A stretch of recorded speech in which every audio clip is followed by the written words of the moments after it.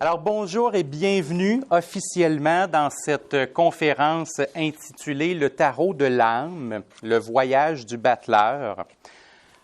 Pourquoi est-ce que j'ai appelé le tarot de l'âme et pourquoi est-ce que j'ai parlé du voyage du battleur? Parce que le tarot, lorsqu'il a été créé, n'a pas été créé à des fins divinatoires. Le tarot apparaît en Italie. À partir de 1420, on voit apparaître des jeux et il va se répandre dans toute l'Europe, dont beaucoup la France. Il va connaître en France, avec le tarot de Marseille, une espèce d'apogée, je vous dirais entre 1650 et 1750. Et après 1750, le tarot tombe en déclin et ce n'est que 100 ans plus tard, en 1850, que pour la première fois, on va utiliser le tarot pour lire l'avenir. Ça veut dire que le tarot a existé pendant un demi-millénaire, pendant presque 500 ans, sans qu'on l'utilise pour lire l'avenir. Et ça peut surprendre parce qu'aujourd'hui, quand on pense tarot, tout de suite, on pense à lecture de l'avenir. Mais il faut voir qu'à la base, le tarot n'a pas été créé pour ça. Le tarot a été créé comme un support de méditation spirituelle, comme un support imagé qui nous explique le voyage de l'âme tout au long de la vie, de la naissance jusqu'à la mort, et je dirais même après. On verra tout à l'heure en détail. Alors, le tarot nous explique le voyage de l'âme de la naissance jusqu'à la mort au travers de philosophies, par exemple, hermétiques. Alors, vous avez sûrement entendu parler d'hermétisme, vous avez sûrement déjà entendu parler d'alchimie. Peut-être que vous êtes familier avec la philosophie de Platon, la philosophie d'Aristote. Ce sont les bases culturelles, philosophiques et spirituelles dans lesquelles le tarot est né. Et évidemment, en Italie, en France, au 16e siècle, très religieux, très chrétien, très catholique. Alors, toutes ces connaissances-là qui nous arrivaient de Babylone, d'Égypte, de la Grèce antique ont été remixé, remis au goût du jour pour le mêler à une chrétienté, à un catholicisme dans la philosophie. Et là, je sais, je dis souvent ça à mes étudiants, je sais que pour toutes sortes de raisons, bonnes ou moins bonnes, quand je parle de chrétienté puis de catholicisme, des fois, c'est presque rendu un défaut, c'est presque rendu un problème. Il faut dire que l'Église s'est tirée dans le pied souvent depuis une centaine d'années. Mais je veux vous faire voir le tarot au travers, oui, de l'hermétisme, de l'alchimie et de la chrétienté, mais vraiment dans l'aspect noble, dans l'aspect pur, l'aspect religieux, l'aspect spirituel de ça. Je ne viens pas ici pour défendre une religion ou pour convertir qui que ce soit dans une religion, mais strictement pour présenter la philosophie de ça. Alors, une autre chose qui est importante, que vous retrouvez d'ailleurs sur votre feuille, le tarot n'a pas été créé carte par carte. Il a été créé comme un tout. Vous avez sûrement déjà entendu parler d'un mandala. Le mandala est un mot qui a été associé avec le temps beaucoup plus aux traditions, je dirais, asiatiques, indiennes, hindoues. Mais le mot mandala en soi veut dire que, grosso modo, on essaie d'illustrer un schéma de l'univers ou un schéma de l'âme. On essaie, dans l'image, de nous montrer comment fonctionne l'univers sur un plan sacré. Et évidemment, dans un mandala, je ne peux pas retirer juste une couleur ou je ne peux pas retirer juste un cercle ou juste un triangle. J'ai besoin d'avoir accès à l'ensemble du mandala pour comprendre réellement ce qui se trouve dans ça. Et le tarot, c'est la même chose. Le tarot comporte 22 arcanes majeures qui n'ont pas été créées une par une, mais bien dans une idée d'un tout. Un tout qui commence avec le battleur, la carte numéro 1, et qui se terminera avec le monde, la carte numéro 21. Puis on s'apercevra qu'en quelque part là-dedans, il y a aussi un joker, un 22e personnage un peu étrange que je vous présenterai à la fin, qui lui n'a pas de nombre, puis on essaiera de comprendre pourquoi il n'y a pas de nombre, puis où est-ce qu'il se situe. Ce que vous avez à l'écran et ce que vous avez également dans votre document, c'est une forme de mandala que l'on peut faire avec le tarot et je vais vous expliquer d'où il vient, mais il faut vraiment comprendre que ce qui apparaît actuellement, qui est l'espèce là, de symbole de l'infini avec les cartes de tarot, avec en plus le monde et le fou, donc le monde dans le haut et le fou dans le bas, Cette espèce de schéma-là était un schéma spirituel utilisé à la fin du Moyen Âge, début de la Renaissance, pour expliquer le voyage de l'âme, comme on se disait tout à l'heure, de la naissance jusqu'à la mort et même après. Et le tarot a été créé pour ça. Le tarot a été créé dans un endroit qu'on a appelé l'Académie de Florence et il servait de support spirituel pour les étudiants. C'était les professeurs qui l'ont créé pour les étudiants, pour leur apprendre les principes philosophiques, les principes spirituels et les principes sacrés. C'était plus facile, c'était comme si on joue au lieu d'apprendre, alors c'est drôle, c'est imagé, c'est bien et ça rentre. Ça rentre mieux que si on ne donne que de la théorie en mots, en mots, en mots, en mots, et puis ça manque l'image et ça manque d'un côté ludique. Alors c'est pour ça qu'on a créé le tarot. Peut-être juste avant de se parler directement du mandala, je vous amène dans votre document au schéma là, en noir et blanc avec les chiffres 1, 2, 3 et 4 et les flèches, celui qui est intitulé « Le mandala du point et de la sphère », schéma de l'inverse, entre parenthèses. Pour vous faire comprendre pourquoi on a placé les cartes, les 22 cartes de tarot comme elles sont actuellement à l'écran, ça serait intéressant de comprendre la base du schéma, et c'est vraiment ce qu'on voit ici avec les chiffres de 1 jusqu'à 4. À la fin du Moyen Âge, au début de la Renaissance, on accordait beaucoup d'importance au principe qu'on disait de l'inverse. Ce qu'on disait, c'est que rien dans la vie ne peut être connu à moins de rencontrer son contraire. Et c'est très vrai, là. Pensez-y une seconde, il y a des endroits, par exemple, sur Terre où est-ce qu'il fait jour pendant 6 mois, proche des pôles. Là. Il fait jour pendant 6 mois, puis tout d'un coup, il fait nuit pendant 6 mois. Mais imaginez que vous habitiez une région comme ça où il ne fait jamais nuit. Il fait jour tout le temps. Et là, vous arrivez et vous essayez d'expliquer ce qu'est la nuit. C'est impossible. Pour comprendre la nuit ou pour comprendre l'idée du jour, je dois voir la nuit et vice-versa. C'est ce que dit l'idée du schéma de l'inverse, que l'on pouvait apprendre à connaître quelque chose en voyant son contraire. Et il y avait un double sens à ça. Premièrement, parce que oui, je le comprends, j'en prends conscience. J'étais toujours dans le jour, maintenant je vois la nuit. Alors non seulement je comprends la nuit, mais je comprends vraiment le jour dans lequel j'étais avant. Mais il y a aussi une prise de conscience qui se fait par la suite. Parce que si j'ai 2 possibilités devant moi, pour la première fois de ma vie, j'ai vraiment accès à 2 voies. Tout d'un coup, je peux réfléchir sur laquelle des voies est-ce que je veux emprunter. Je vous ai fait l'exemple avec le jour et la nuit, mais j'aurais pu donner l'exemple du bien et du mal. Si je ne connais que le bien, je n'ai pas vraiment de mérite à poser de bonnes actions, parce que c'est tout ce que je connais. Je le fais automatiquement, je le fais instinctivement, il n'y a pas de mérite à ça.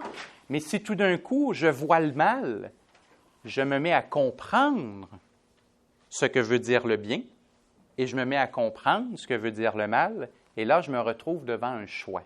Et si je choisis de faire le bien, là, je suis véritablement méritant parce que j'ai fait un choix qui est éclairé avec 2 options possibles devant moi. Alors, qu'est-ce qu'on disait au Moyen Âge? On disait que le 1 qui est au centre de notre schéma représente le point de départ, celui où il y a juste le jour, celui où je n'ai jamais rencontré le contraire de quoi que ce soit. Et un jour, ce 1-là se dirige vers le 2 qui est à gauche, et lorsqu'il rencontre le 2, le chiffre 2, il rencontre complètement son inverse. Et on ne va pas faire un cours aujourd'hui de numérologie, mais pour ceux qui s'intéressent, vous allez comprendre pourquoi, en numérologie, on dit que le 1 est masculin, dynamique et extraverti, et que le 2 est féminin, passif et introverti, parce que les 2 sont exactement le contraire. Si je suis dynamique et extraverti, ma seule façon de prendre conscience vraiment de qui je suis, c'est de rencontrer quelqu'un qui est passif et introverti. Parce que là, je vais me rendre compte, je vais faire « Oh, ah oui, c'est vrai que je suis actif, je viens de voir quelqu'un qui est passif. » Là, je vois la différence. Alors, qu'est-ce qui se passe? Le fait que je sois masculin et que j'ai rencontré une femme, je fais « OK, maintenant je comprends que je suis un homme. J'avais juste rencontré des hommes avant, je pensais que tout le monde avait la même tuyauterie. Mais là, je me rends compte que non. Alors, qu'est-ce qui arrive? Je fais une prise de conscience. Je fais une prise de conscience sur moi. Et c'est là où on revient vers le 3. Parce que le fait d'avoir rencontré l'inverse me permet de faire une prise de conscience sur moi. Et vous comprenez pourquoi en numérologie maintenant, le 3 est un nombre cérébral. Le nombre 3 est un nombre intellectuel qui comprend les choses, qui explique les choses, qui compare les choses, qui réfléchit sur les choses. Pourquoi? Parce que le 1 vient de prendre conscience de son inverse dans le 2 et le 3 en tire des conclusions. Mais je pense que c'est le dernier chiffre que je vais aller voir qui est le plus intéressant parce que ça révèle une notion très sacrée dans l'enseignement spirituel de l'époque. C'est que, après avoir fait une prise de conscience, on continue notre chemin puis on s'en va vers le 4. Et en numérologie, on nous dit que le 4 représente la réalité, le monde concret, le monde dans lequel on vit, l'univers incarné, l'univers manifesté. Mais attendez, non? Comment ça se fait que ce n'était pas lui le premier nombre? Comment ça se fait que l'univers manifesté, la réalité, arrive après que j'ai rencontré mon inverse et que j'ai fait une prise de conscience? Ce qu'on est en train de sous-entendre, c'est le vrai principe spirituel derrière les livres un petit peu ridicules, genre Le Secret là, et compagnie. Je ne dis pas que c'est mal, là, je les ai lus comme tout le monde, puis ça peut être intéressant, mais on sent que c'est caricatural, là, ce qu'il y a dans le livre. Mais voyez-vous, la base, c'était que les anciens croyaient que c'était le 3 qui créait le 4. Donc, que c'était ma pensée, mes concepts de vie, mes analyses, mes réflexions et mes idées qui créaient ma réalité dans le 4. Alors, ce qu'on disait à l'époque, à l'Académie de Florence, c'était « si tu n'aimes pas ta réalité, si tu n'aimes pas ton concret, bien, reviens un pas en arrière, passe du 4 jusqu'au 3. Pose-toi la question sur quelles sont tes idées, tes concepts de vie, tes manières de penser, tes réflexions. » Et là, si quelqu'un disait « ouais, je suis capable de faire ça, mais malgré tout, je n'arrive pas à changer mes idées, je n'arrive pas à changer mes concepts. » On lui disait « reviens au 2. » Et le 2, c'est un nombre qui est associé à la méditation, à l'introversion, à la passivité complète, alors à la capacité de laisser enfin retomber complètement la poussière pour qu'on puisse recréer un monde nouveau, pour qu'on puisse recréer une idée nouvelle.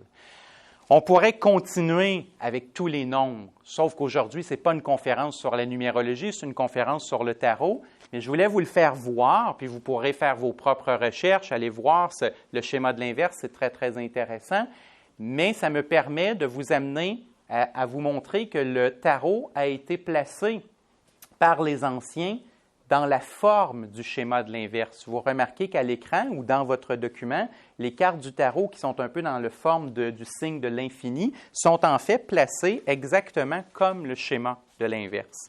Et on va commencer avec le battleur et on va tourner et puis on va faire nos 22 cartes comme ça. Puis à un moment donné, on va revenir au milieu avec une prise de conscience, comme dans le schéma de l'inverse.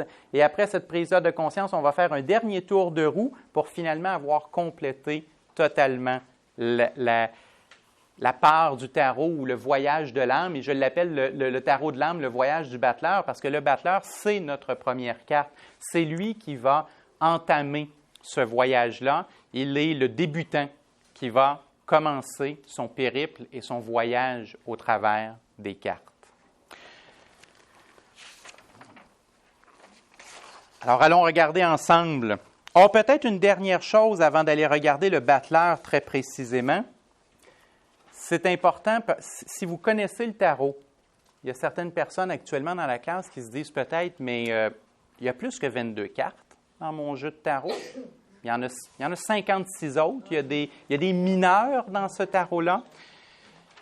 Je suis très content de vous dire que depuis quelques années, on a enfin résolu ce mystère parce que ça fait 800, 900 ans qu'il y a des querelles là, dans la tarologie, à savoir est-ce que les arcanes mineurs et les arcanes majeurs, c'est le même jeu? Est-ce qu'ils ont été créés en même temps? Est-ce qu'ils ont été créés un après l'autre? Ou quoi que ce soit. Et là, maintenant, on a découvert des preuves historiques. On a retrouvé des vieux jeux de tarot.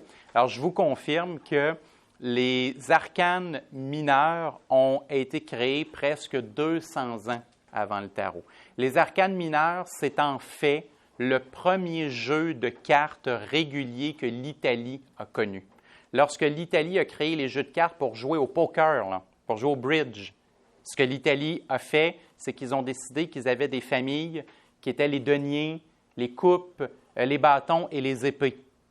Et ils ont décidé que quand ils mettaient les figures, ça commençait, hein, les règles n'étaient pas encore établies, alors ils ont décidé que dans les figures, ils avaient, oui, le roi, la reine, le valet, mais ils ajoutaient aussi un chevalier. Et ça, c'était le jeu de bridge, le jeu de poker italien, et ils ont joué à ça pendant 200 ans, alors que 200 ans plus tard, à l'Académie de Florence, lorsqu'on a créé le tarot, on a vraiment créé les arcanes majeures, et après, il y a des gens qui ont combiné les deux.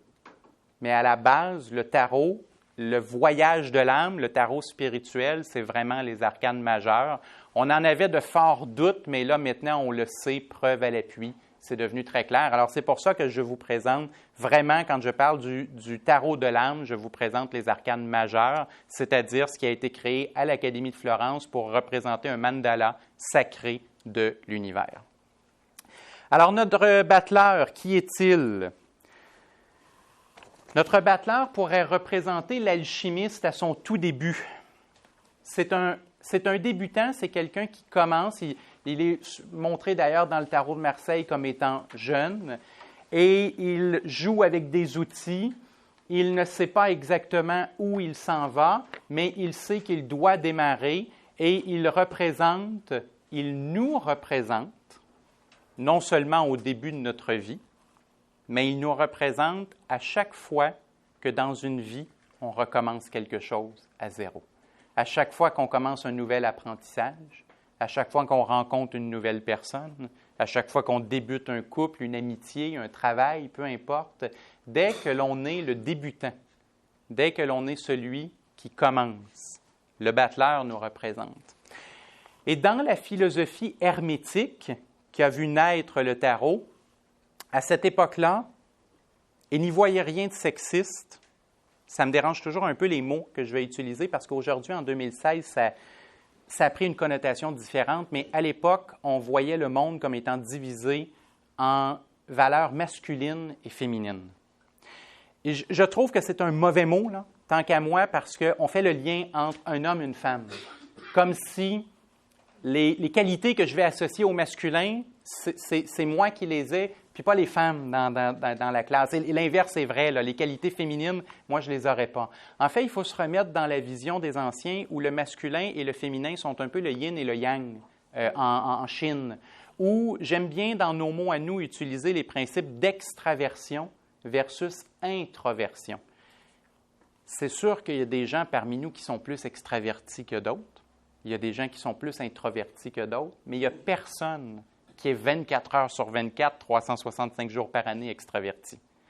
Donc, les qualités de masculin et de féminin, ou les qualités d'introversion et d'extraversion, ce sont des choses que l'on porte tout le monde. Ce n'est pas une division qui appartient à un sexe. Fait que si on dit que le masculin est actif, comme dans le battleur, on n'est pas en train de dire qu'il y a juste les hommes qui sont actifs et que quand on parlera de la papesse, que le féminin est passif, que les femmes ne font jamais rien. Il ne faut pas le comprendre dans ce sens-là. Il faut vraiment le comprendre dans le sens philosophique du terme.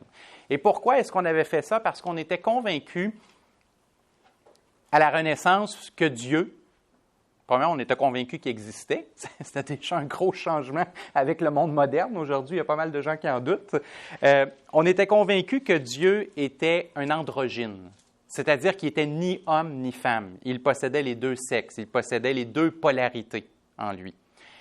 Mais on croyait que lorsqu'il s'est manifesté et qu'il a créé l'être humain, qu'il a créé un être humain avec un pôle masculin plus important, qui était Adam, et une femme avec un pôle féminin plus important, qui était Ève, et on croyait que le but de l'âme, le but de chaque être humain sur Terre, s'il veut ne plus se réincarner, s'il veut avoir terminé son voyage ici, le but, c'est de revenir à son essence divine. Alors, qu'est-ce que ça veut dire, revenir à son essence divine? Ça veut dire que je dois redevenir androgyne. Je dois refusionner le masculin et le féminin, ou l'extraversion et l'introversion. Alors, quand le tarot commence, évidemment, on donne au battleur le mandat de représenter le pôle masculin. Le côté actif, le côté extraverti, le côté dynamique, le côté masculin, c'est le battleur. à ce stade-ci, il a en lui tout le potentiel nécessaire pour refusionner, mais il ne le sait pas encore. C'est pour ça que c'est l'alchimiste à son début. C'est l'alchimiste qui croit que ça va lui prendre 100 ans pour arriver à transmuter les métaux en or, alors que l'alchimiste qui, lui, l'a atteint, lui dirait « Mais tu pourrais le faire maintenant si tu voulais. Tu pourrais le faire maintenant parce que tu as déjà tout. Tu penses que tout est à acquérir, tu penses que tout est à aller chercher à l'extérieur, mais en réalité, tu portes déjà le potentiel à l'intérieur de toi, mais tu ne t'en rends pas compte. » Pardon? Est-ce que c'est une allégorie? Oui, c'est une allégorie. Pour la Renaissance, c'est à la fois une allégorie et une pensée réelle. C'est-à-dire ce qu'on pense, on fait une allégorie au travers du tarot pour nous parler de ça, mais ce qu'on pense, c'est que notre essence divine, on la porte dès la naissance. Et qu'on va passer une vie à aller la perfectionner, la chercher, la développer, jusqu'au jour où, à un moment donné, on va trouver cette essence-là divine et on va se rendre compte qu'elle était là depuis le début. Alors, c'est à la fois une allégorie et une pensée réelle sur un plan philosophique. Transmuter de l'or. Des métaux vils en or. C'est ça. Oui. C'est plutôt, moi je le vois, ma perception, c'est de transformer tes peurs en amour. Alors, on peut le voir comme ça. En fait, ce que le langage alchimique parlait, c'était de l'art de l'âme. Alors, le but ultime de l'alchimiste, c'était de purifier son âme, de perfectionner son âme. Évidemment, on peut prendre des mots différents, des synonymes, on va en revenir à la même but, mais tout à fait, c'était pas vraiment le but là, d'avoir de l'or, des pépites d'or, puis un compte en banque qui était plein. Quand on lit des livres d'alchimie, entre autres, on va lire des citations comme certains alchimistes vont dénoncer d'autres, où ils vont parler de l'or vulgaire. Et quand ils parlent de l'or vulgaire, justement, ils parlent de l'or, l'argent que j'ai dans un compte en banque. Et eux précisent, ces alchimistes-là n'ont rien compris. Nous, on veut l'or noble. Et l'or noble, c'était effectivement l'âme ou le cœur, tout dépendant le mot qu'on utilise, mais tout à fait, c'est ça l'idée. Alors, la leçon étant que l'alchimiste se rend compte que lorsqu'il a transformé les métaux vils en or, il a donc retrouvé son âme divine, mais il se rend compte qu'en même temps, elle a toujours été là. C'est le grand paradoxe de la vie qu'on nous explique dans le tarot. Tout a toujours été là, mais ça nous prend 100 ans pour le découvrir avant d'y arriver. Alors, c'est un peu cette idée. Bon, évidemment, vous me voyez venir. Si le battleur représente la portion masculine de l'incarnation, la portion dynamique active, bien le chiffre 2, comme on a vu tout à l'heure, nécessairement va être son contraire. Alors, le chiffre 2, ça va être la papesse. La papesse va représenter une femme et assise. Alors, elle va représenter le pôle féminin, passif et introverti. Elle a un livre là, sur les genoux, donc on voit qu'elle est tournée plus vers le monde intérieur. Mais il y a une autre chose sur laquelle je veux attirer votre attention.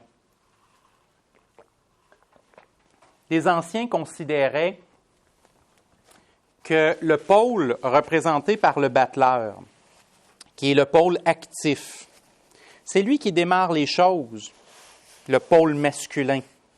Mais en réalité, il ne connaît pas grand-chose. Pour les anciens, c'était le pôle féminin, le pôle passif et le pôle d'introversion qui avait vraiment la connaissance du sacré. Et dans le tarot, on l'a illustré, dans les bons tarots, parce qu'il y a des tarots qui ont été manipulés avec le temps, puis il y a des détails qui se sont perdus au fil du temps. Mais si vous avez un tarot qu'on appelle restauré, donc vraiment un tarot qui est fidèle à l'original, à l'ancien, vous allez voir que de la tête de la papesse, de la couronne de la papesse, sort une lumière jaune, et que la lumière jaune monte vers le ciel.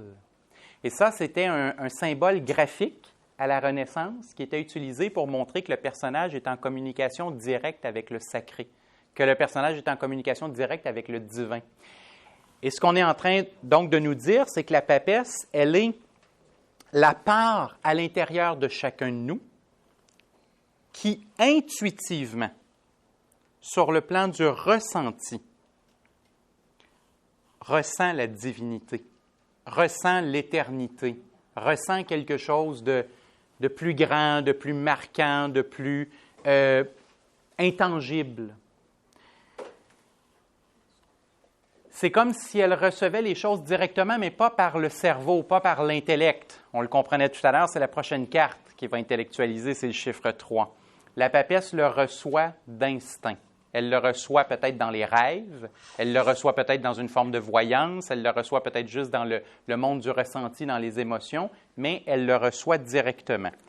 Alors, elle va exiger une forme de méditation pour révéler la connaissance pure. Mais quand l'initié va remplir les conditions, elle va lui livrer tous ses secrets au travers de l'intuition et de la voyance. Alors, évidemment, c'est une carte extrêmement sacrée dans le tarot. C'est une des cartes qui va beaucoup représenter les démarches spirituelles, les démarches méditatives pour obtenir quelque chose. Alors, qu'est-ce qui arrive maintenant que les anciens nous disent « On a rencontré le pôle masculin dynamique dans le battleur. Le battleur, maintenant, vient de rencontrer le pôle féminin et passif et sacré dans la papesse. » Ça veut dire que le battleur vient de se rendre compte qu'il est un homme, la papesse vient de se rendre compte qu'elle est une femme, hein? La loi de l'inverse, la comparaison de l'inverse, il vient de comprendre la passivité versus l'activité. Le sacré versus, j'aurais envie de dire, le routinier, va se présenter la troisième carte, celle de l'impératrice. Et l'impératrice va donc, dans le tarot spirituel, représenter le côté intellectuel, la compréhension cérébrale de la vie, du sacré et de la spiritualité.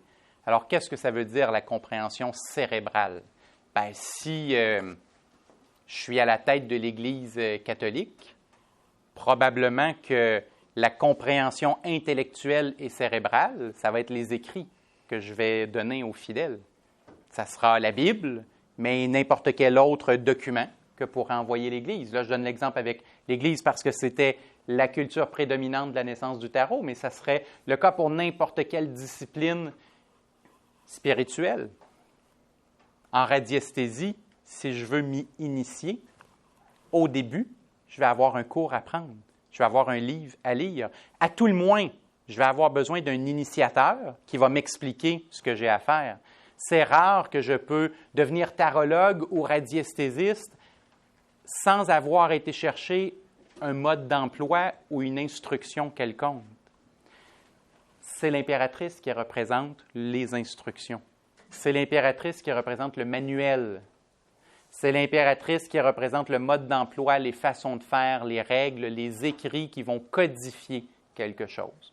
Elle est très importante, mais je sais que dans la salle, tout le monde, vous comprenez que si elle est le dernier pas de quelqu'un, son apprentissage sera bien mince. Parce que c'est la seule chose qu'un radiesthésiste ou qu'un tarologue fait, c'est lire un livre, un manuel d'instruction, et qui ne va pas plus loin que ça. Bien, il y aura des connaissances sur la radiesthésie, il y aura des connaissances sur le tarot, mais c'est tout. Sauf qu'elle est quand même le port d'entrée. On en a besoin d'elle. On a besoin des livres sacrés qu'elle représente. Et en même temps, comme je vous disais, comme elle représente les idées, les concepts de vie, la façon de comprendre quelque chose, c'est l'impératrice qui aura la mission, selon les anciens, d'être retravaillée si nous n'aimons pas notre réalité. Si on se rend compte que la réalité qui s'en vient dans l'empereur est inadéquate pour nous, le mandat est de revenir à l'impératrice et de revenir aux concepts, aux idées que l'on se fait pour être capable de recréer un monde. Dans le tarot, on a d'ailleurs fait un clin d'œil à cette idée-là avec deux éléments visuels. La première chose, c'est qu'on a montré que son sceptre part de son ventre et s'en va vers l'extérieur de la carte pour montrer que de l'intérieur de l'impératrice va se concrétiser et se réaliser quelque chose. Il y a toutes sortes de symboliques avec la croix qui représente la terre, donc la réalité qui s'en vient. Alors, on montre qu'elle est, entre guillemets, enceinte du monde à venir. Et on a aussi montré un tout petit bout de son pied qui sort en dessous de sa robe.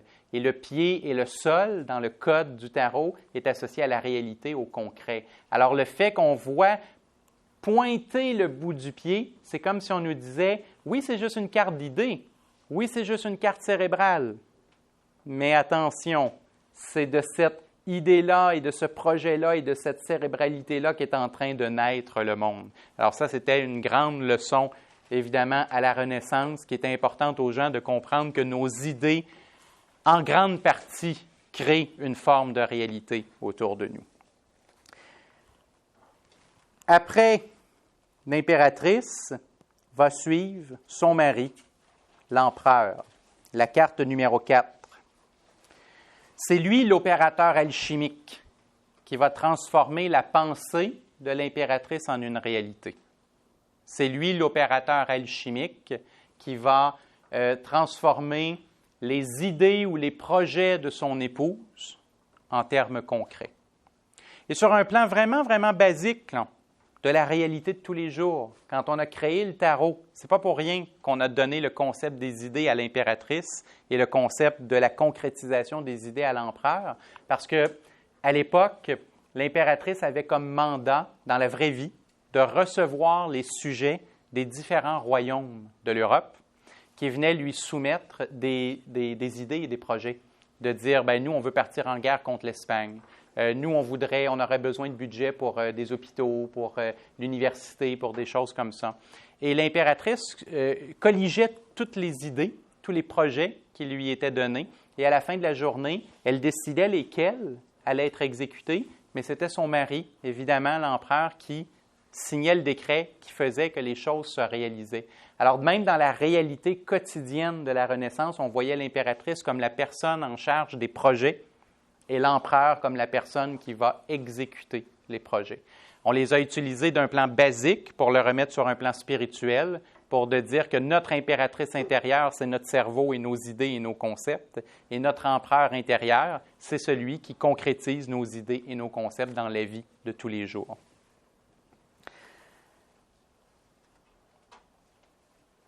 La prochaine étape, avec l'empereur, on a un monde de créer, on a une réalité. Le battleur a dynamisé les choses. La papesse a offert une espèce de matrice pour que ça puisse pousser, pour que ça puisse germer, pour que ça puisse arriver. L'impératrice a établi un projet, une idée, et l'empereur l'a construit. Alors, qu'est-ce qui peut bien arriver après que l'on soit dans la réalité? Va arriver le pape, pour une raison bien simple. Maintenant qu'on a construit quelque chose, maintenant qu'on a les deux pieds sur une terre solide, c'est le pape qui va venir nous poser une question essentielle. Est-ce que ce qui a été construit est bien ou est-ce que ce qui a été construit est mal? Est-ce que ce que l'on a construit, c'était pour le bien de l'humanité ou est-ce que ce que l'on a construit, c'était pour son propre ego? Le pape va arriver avec ce questionnement-là. Et le pape arrive dans nos vies à chaque fois qu'on a débuté quelque chose de nouveau avec le battleur et qu'on a construit quelque chose pour venir nous confronter, pour venir nous demander, es-tu à l'aise avec ce que tu as fait? Vraiment. Est-ce que c'est vraiment une bonne étape pour toi? Est-ce que ça respecte ton code de vie? Est-ce que ça respecte tes valeurs? Est-ce que ça respecte ce que tu crois être sacré ou non? Lorsque le pape arrive, il y a un peu une forme de crise, parce qu'on est à se demander si la voie que l'on a prise dans notre vie est la nôtre, ou est-ce que ça ne serait pas celle du voisin, ou est-ce que ça ne serait pas celle que le gouvernement ou la société ou les amis veulent. Mais est-ce que la voie qu'on a entreprise est vraiment la nôtre? C'est le questionnement profond que fait le pape. Et dans le schéma spirituel, c'était un questionnement qui était adressé à l'âme. L'âme s'est construit une réalité, mais le pape lui demandait est-ce que cette réalité-là est bonne? Est-ce qu'elle est en symbiose avec les lois de l'Église, avec les lois divines?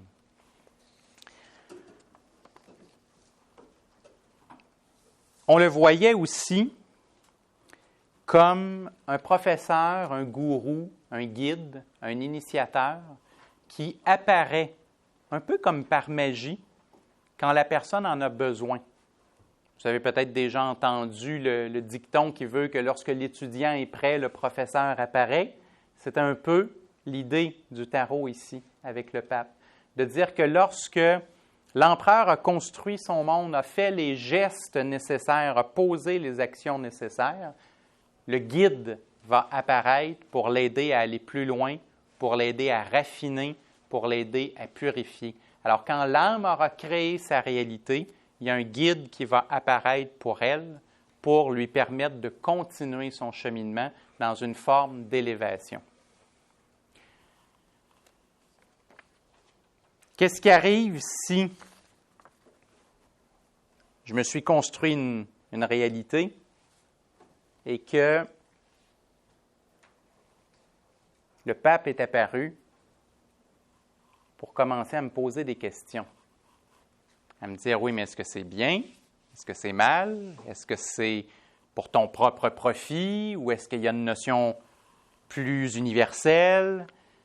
Si mon âme se fait questionner par le pape et que le pape commence à me montrer qu'il y a certains points qui sont bien, mais qu'il y a certains points qui sont moins bien, qu'il y a une nécessité de purification, de raffinement, de rectification, bien, je me retrouve face à un choix. Parce que tout d'un coup, mon âme arrive au moment où elle dit « Est-ce que je garde la réalité telle qu'elle est actuellement, même si je sais qu'il y a des choses qui ne sont pas tout à fait en fonction des valeurs et de la spiritualité? Est-ce que j'embrasse la matérialité avec tout ce qu'elle a à m'offrir dans l'empereur? Est-ce que je choisis les plaisirs, tout simplement? Ou est-ce que j'écoute cette espèce de barbu qui voudrait que je donne mon argent, mon corps et tout, puis que je sois plus apte à avoir tout le plaisir et profiter du monde matériel tel que j'en ai envie? Je me retrouve face à un choix. Et le tarot l'a illustré avec la 6e carte, la carte de l'amoureux. Sur la carte de l'amoureux, on voit un homme qui a le choix entre 2 femmes. Et il faut connaître évidemment les codes picturaux de la Renaissance pour vraiment saisir les choses. Voyez-vous, à la Renaissance, lorsqu'on voulait indiquer qu'une femme était vierge, on lui dessinait des roses ou des églantines dans les cheveux, ce qui apparaît dans la femme de droite. Et lorsqu'on voulait montrer qu'une femme n'était plus vierge, on lui mettait une coiffe pour exprimer qu'elle était déjà mariée, qu'elle avait déjà eu une activité sexuelle. Et c'est ce qu'on retrouve avec la femme de gauche. Et si vous remarquez d'ailleurs, la femme de gauche porte sa main vers, disons, la bourse de l'amoureux. C'est ce qu'elle veut. Alors, on a donc une illustration. Quand je vous disais qu'à l'Académie de Florence, on a créé le tarot pour que ça soit ludique, pour apprendre des choses, mais que ça soit ludique, ce que le tarot nous montre, c'est un homme qui a à choisir entre la vertu et, disons, moins de vertu. Il hésite entre la femme de gauche qui lui offre évidemment l'accès au plaisir du corps, à la sexualité, à tout ce qui serait représenté par l'empereur, le côté terrestre, alors que la femme de droite lui offre la pureté, la virginité, la vertu, ce qui serait peut-être plus dans le discours du pape. Et là, il hésite. Et le Cupidon qui est dans le ciel ou l'Angelot qui est dans le ciel, bien, attend sa décision pour lancer sa flèche, parce qu'il n'est pas sûr là, si ça va être à gauche ou si ça va être à droite. Il y a une autre chose aussi qui apparaît avec l'amoureux dans le code spirituel du tarot qui est important. C'est que c'est la première fois depuis le début où on avait vu notre battleur masculin, notre papesse féminine. C'est la première fois depuis le début qu'on s'avance vers une réunion. Parce que là, si on forme le couple, bien, on est dans la réunion donc du pôle masculin et du pôle féminin. Alors, vous voyez un sous-discours là aussi dans l'amoureux, que dans la transmutation des métaux vils en or, on est rendu au moment où on est en train de cumuler le masculin et le féminin. Et l'intervention de tout à l'heure est très pertinente parce qu'on le met sous quel titre? L'amoureux. La force de l'amour est considérée au Moyen Âge et à la Renaissance comme la force la plus proche de la divinité. Il existe même, plutôt du côté de la France que de l'Italie, mais il existe même toute une littérature sur ce qu'on a appelé l'amour courtois, qui est une philosophie de l'amour, qui étant la force divine. Alors, la force divine de l'amour est en train de réunir les deux pôles sur l'amoureux, mais je voulais quand même exprimer cette notion-là que l'âme, on lui propose le choix un peu entre l'empereur avec la femme de moins de vertu et le pape avec la femme de vertu. Le tarot a été créé sous la chrétienté, sous l'influence de la chrétienté, mais il n'a pas été approuvé par l'Église. Au contraire, il y a des tableaux qu'on peut voir dans certains musées en Europe où on montre carrément des gens de l'Église qui brûlent les tarots et les jeux de cartes parce que le tarot s'inspire de la chrétienté. Mais quand il en dévie, il y a le droit. S'il décide que Parce que si c'était l'Église, là, si c'était l'Église qui avait choisi, vous vous doutez bien que c'est la femme de vertu, c'est la femme avec les roses et les églantines qui va être choisie, c'est celle que le pape donne. Et pourtant, la prochaine carte va nous surprendre parce qu'elle va nous donner une réponse un petit peu plus nuancée. La réponse du tarot est peut-être pas ni une ni l'autre si je suis obligé d'être cloisonné, si je suis obligé de choisir que le bien, que le mal, que je vois des choses comme de façon caricaturale, que ça n'a pas de sens, qu'il n'y a pas de nuance, la vie, il y a des zones de gris. Et la prochaine carte, qui est celle du chariot, est une des raisons pour lesquelles l'Église voulait brûler le tarot, parce que sur le chariot, la carte numéro 7, on a mis quelques codes qui nous montrent que la vie, c'est la maîtrise des deux.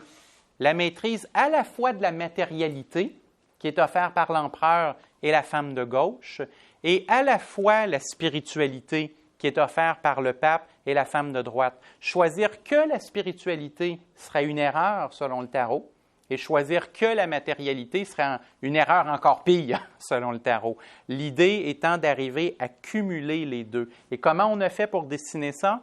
On a mis deux masques sur les épaules du chariot qui représente un masque féminin à gauche et masculin à droite. Alors, les deux pôles ont été réunis. Les deux femmes, entre guillemets, ont été choisies.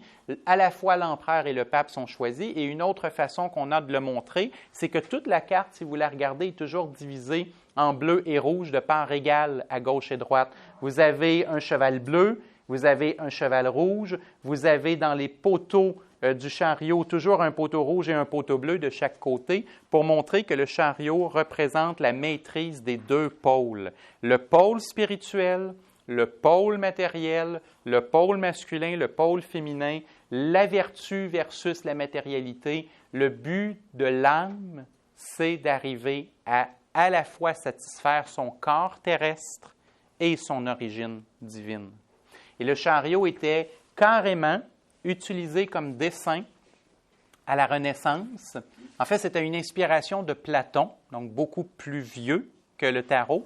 Mais quand le tarot a été dessiné, on s'est inspiré d'une image qui venait de Platon, où on comparait l'âme à un conducteur de char qui a un cheval spirituel et un cheval matériel et qui doit arriver à maintenir deux chevaux qui ont tendance à vouloir aller dans deux directions différentes, mais de les ramener par la force de sa volonté, par la force de son âme, de les ramener dans le droit chemin et de mener les deux à bon port. Alors voilà ce que représente le chariot, la carte de l'âme qui arrive à maîtriser à la fois ses aspirations matérielles dans le cheval rouge et à la fois ses aspirations spirituelles dans le cheval bleu. Et même si les deux ont tendance à vouloir aller dans deux directions différentes, l'âme est capable de les ramener pour prendre la direction en fonction de sa volonté. L'autre message, évidemment, qui est lancé par le tarot, c'est que c'est un choix qui est fait et ça demande un effort.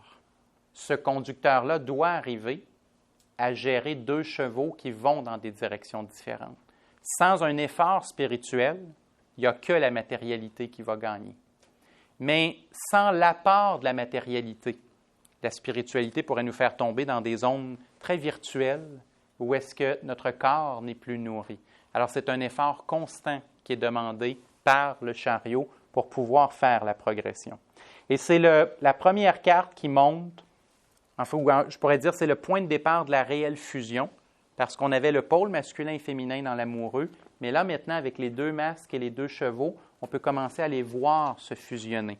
On sent qu'il y a une force qui les... C'est comme deux aimants, là, quand vous les approchez une en face de l'autre, puis c'est deux pôles différents, ils se repoussent, mais si vous travaillez fort, vous pouvez les garder proches, les deux aimants. C'est ça, j'aimerais que vous voyiez le chariot comme en train de faire ça, comme en train de tenir deux aimants avec un pôle opposé, mais qui travaillent fort pour les maintenir ensemble. C'est la première étape spirituelle de l'art alchimique ici qui vient de se faire.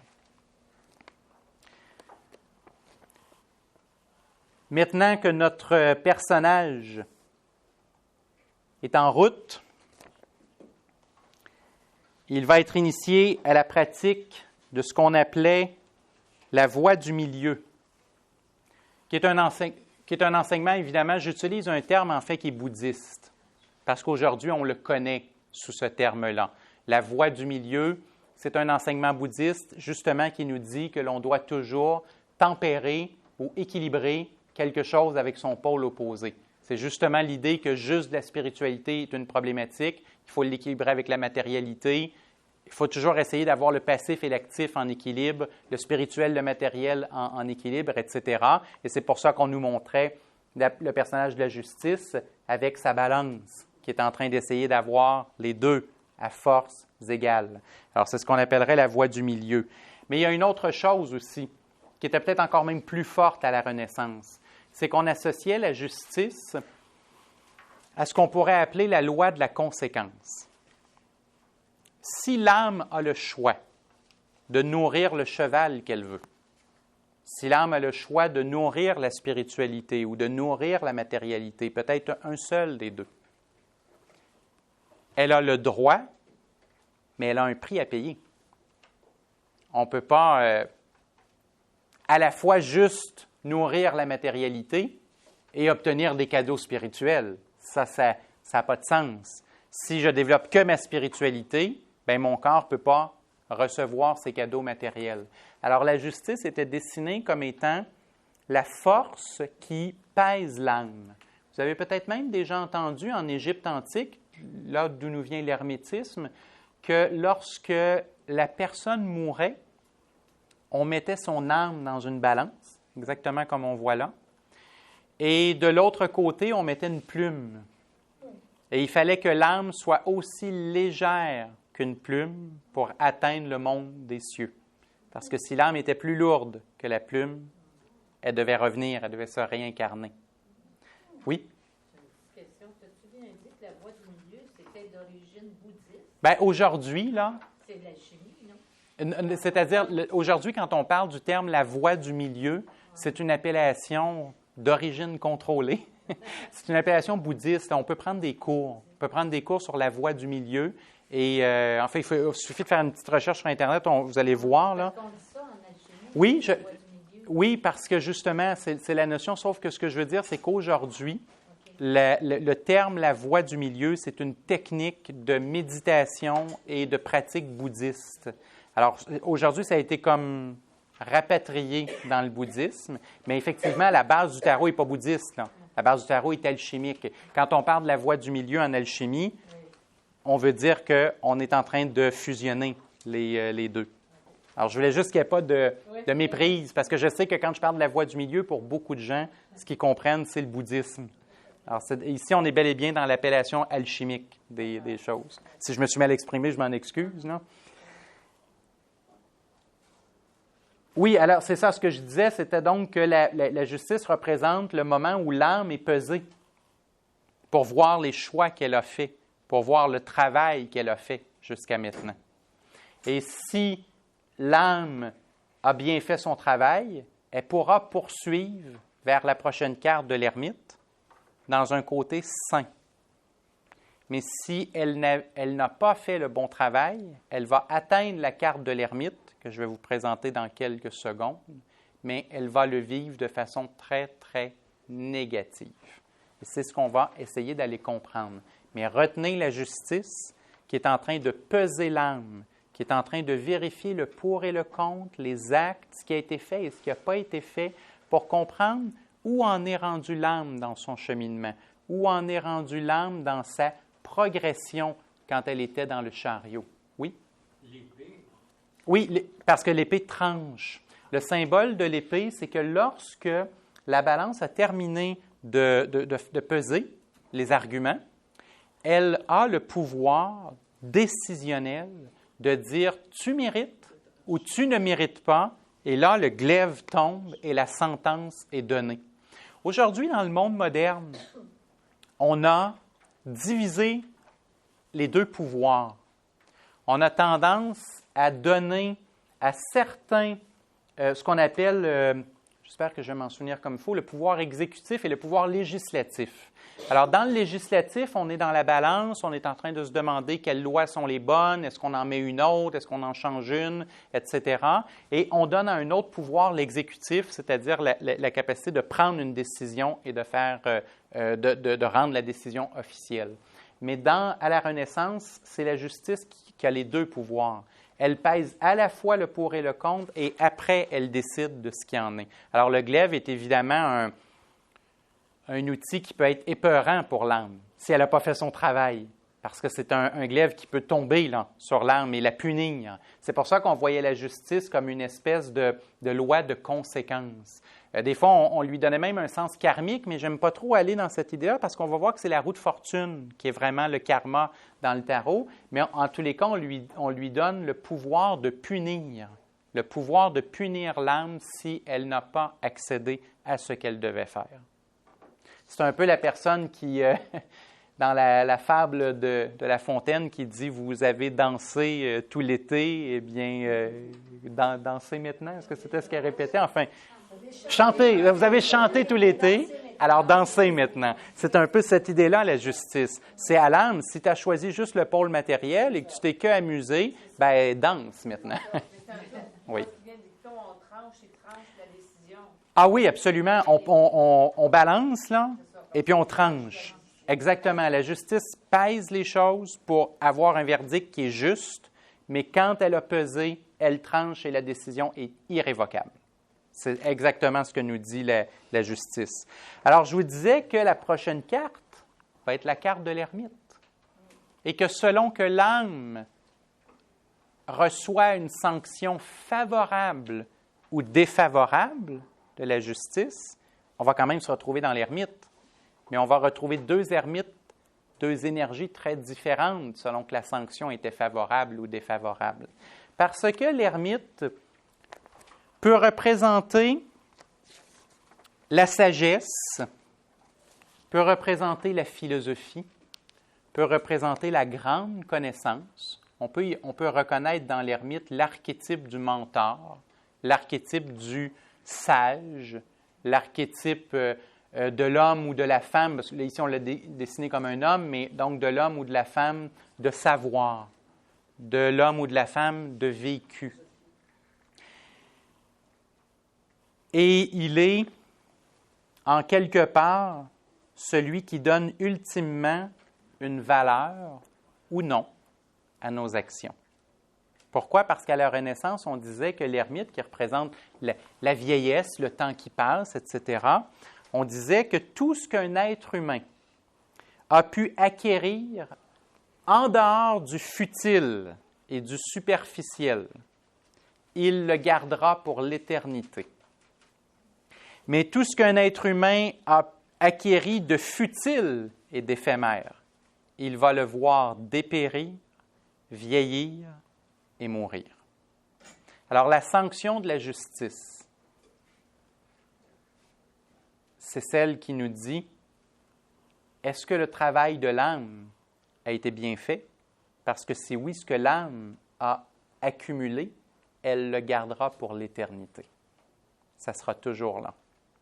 Mais est-ce que l'âme s'est concentrée sur le futile, sur l'éphémère? À ce moment-là, la sentence de l'ermite, c'est de voir mourir, vieillir, flétrir, ces choses-là, qui semblaient avoir une valeur extraordinaire 10 ans avant, mais qui tout d'un coup n'en a plus. Et dans la vie de tous les jours, au fond, la philosophie qu'on nous montre, oui, il y a une philosophie très spirituelle, mais ce qu'on est en train de nous dire aussi, c'est que quand on apporte des changements dans nos vies, on disait tout à l'heure que le battleur nous représente dès qu'on commence quelque chose de nouveau. Je vais être très, très terre à terre, là, dans l'exemple que je vais vous donner. Si je décide que je commence un nouveau travail, une nouvelle carrière, plus payante, plus gratifiante sur un plan matériel et tout, mais que je déteste ce que je fais, mais que j'y vais quand même parce que le chèque de paie est intéressant. Quand ça va faire un bout, là, au début, je vais arriver à vivre, je vais pouvoir compenser, je vais prendre des vacances, je vais me payer une belle automobile, il va y avoir plein de choses, mais là, on est dans le futile, on est dans l'éphémère. Alors, qu'est-ce qui va arriver quand le temps va avoir passé? Je vais arriver à une étape de ma vie dans l'ermite où je vais me rendre compte que l'auto disparaît, qu'elle vieillit de toute façon, elle est rouillée. Je vais me rendre compte que le chèque de paie, je ne l'amène pas dans ma tombe, comme on dit. Il ne va pas me rester. Et là, je suis devenu malade, je suis devenu aigri, je suis devenu fatigué, lourd. Et ce sont tous des définitions qui peuvent être associées à l'ermite lorsqu'il montre l'apothéose dans la mauvaise direction. Quand il montre la conclusion de quelque chose qui n'a pas pris la bonne direction parce qu'on s'est en allé dans l'utile et dans l'éphémère. Si j'ai pris la bonne direction, à ce moment-là, effectivement, ce que j'ai d'accumulé, entre guillemets, ou d'appris, de compris, va me rester pour l'éternité. Enfin, c'est toujours une croyance personnelle, mais à la Renaissance, on disait que même l'âme allait le garder au-delà de la mort. On comprend donc que l'ermite représente la fin d'un cycle. Numérologiquement parlant, c'est le dernier nombre, le dernier chiffre, là, qui en a juste un. Après 10, c'est 1 et 0. Alors le 9, c'est le dernier nombre qui a un seul chiffre pour le constituer. Il achève le cycle qui va se culminer avec la roue de fortune avant que notre schéma nous ramène à notre point de départ, le battleur. Alors, pourquoi est-ce qu'on a dessiné notre premier cycle qui se termine avec la roue de fortune avant de revenir au battleur? Parce que je vous ai dit que l'ermite représentait finalement deux grandes possibilités. Soit l'âme a réellement cheminé, soit elle a réellement progressé, elle a fait un grand bond en avant, ou elle s'est consacrée au futile et à l'éphémère, et elle n'a rien à présenter à Dieu qui pèse les choses, qui pèse le cœur ou qui pèse l'âme dans sa balance. Ce qu'on croyait à la Renaissance, c'est que si l'âme avait vraiment fait un bond en avant, elle pourrait continuer son périple vers l'immortalité, vers la fusion complète et définitive, pas juste deux aimants au pôle contraire qu'on force pour maintenir, mais une réelle fusion, que l'âme pourrait continuer d'aller de l'avant dans son périple et dans son voyage. Mais on pensait que si l'âme n'avait pas passé le test de la justice et qu'elle arrivait dans l'ermite dans une ambiance où est-ce que c'était plutôt l'aigreur, la déprime, la lourdeur, le fait de ne pas avoir fait les bons choix et d'être malheureux avec ça, que l'âme devait se réincarner et recommencer un cycle à nouveau. Et c'est pour ça que la dernière carte avant de revenir au battleur, c'est la roue de fortune, et c'est une carte qui est associée à la réincarnation ou à un grand bond en avant. La roue de fortune dans le tarot représente soit une porte qui s'ouvre, qui nous permet de passer vers quelque chose de nouveau, ou une roue qui tourne et qui nous ramène exactement là où on était au départ. Alors, est-ce que l'âme a atteint ce qu'elle avait à atteindre et à ce moment-là, la roue de fortune va lui ouvrir la porte vers la force, la prochaine carte, pour continuer son voyage de l'âme? Ou est-ce que l'âme a échoué et que la roue de fortune va la faire recommencer encore une fois le périple? Ça dépend des choix et de la progression. Au fond, quelqu'un pourrait rester éternellement à faire seulement la première boucle. Toujours partir du battleur jusqu'à l'ermite, ne pas avoir vraiment appris, alors terminer dans une ambiance d'amertume, et la roue de fortune relance avec le battleur. Nouvelle existence, réincarnation, et on continue comme ça. jusqu'au jour où l'âme, c'était la croyance à la Renaissance, jusqu'au jour où l'âme parcourait adéquatement le premier cycle, et que là, l'ermite lui disait « Tu as appris des choses qui vont te rester éternelles, alors on va te laisser continuer, on va te laisser poursuivre dans le voyage de l'âme vers la force, la 11e carte qui va débuter le 2e cycle. » Oui? On va prendre un petit 5 minutes. Oui? Et puis on va passer à l'autre. Oui, tout à fait. Prenons une pause et on y va avec la suite des choses. Alors, on va recommencer. Vous êtes bien gentil, hein? J'ai entendu beaucoup de bons commentaires à la pause. C'est très gentil de venir le dire. C'est toujours apprécié de se sentir apprécié. Il nous reste un bout de chemin à faire. On a parcouru un grand cycle quand même. On a parcouru la première boucle, la première moitié de notre tableau. Et puis là, je vais prendre pour acquis que l'âme a été pesée par la justice et récompensée dans l'ermite avec une certaine forme d'éternité. Et qu'à cause de ça, elle ne va pas reprendre encore une fois le cycle de réincarnation pour recommencer avec le battleur, mais qu'elle va plutôt être capable de faire le saut du deuxième côté de notre schéma, dans la deuxième boucle, pour aller apprendre finalement les 11 dernières étapes de l'âme qui refusionne complètement et qui redevient à l'image de Dieu. Et la première étape, c'est donc la carte numéro 11, la force, qui va représenter dans le tarot le travail intérieur et extérieur de la force psychique. Vous avez peut-être déjà entendu l'esprit est plus puissant que la matière, qui est un calque là, de la fameuse expression anglaise mind over matter. Alors l'esprit est plus puissant ou plus fort que la matière, et c'est effectivement ce que représente la force, parce qu'il faut bien comprendre que sur la carte de la force, on a un personnage qui est en train de dompter un lion à main nue.